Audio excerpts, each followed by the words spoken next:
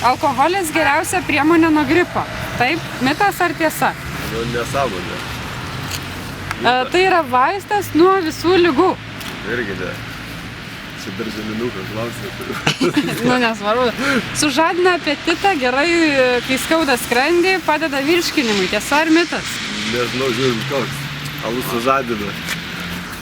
Bet kokį alkoholį kalba? Nežinau. Praplečia kraujagyslės gerai širdžiai. Truputį gal ir taip, gerai, ne? Tai ne mitas. Ne. Sušildo sušalusį žmogų. Šokas gal ir gerai, nesušildo, tai jaučiasi šiltas. Aha.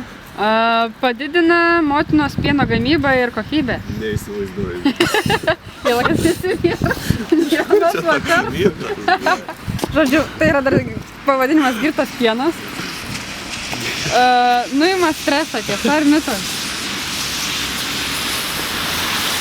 Patį greičiau nuima, nes stresą. Teikia linksmumą. Linksmina. Ne? Nelinksmina? Na gerai, o pašalina radiaciją ar ne? Vala, kažką tai gerdavo su radiacija, gal ten kažko tai duodavo, bet per Černobylį davė įkalt po kažkiek tai po stiklinę. Na gerai, tai procentaliai kiek surinkot mitų ir kiek tiesų?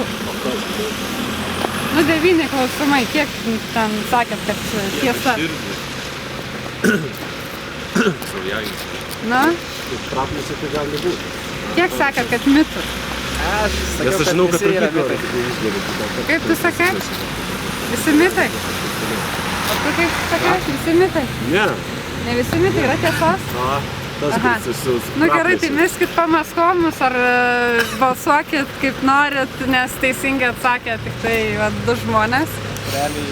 Visos tos tiesos yra mitai.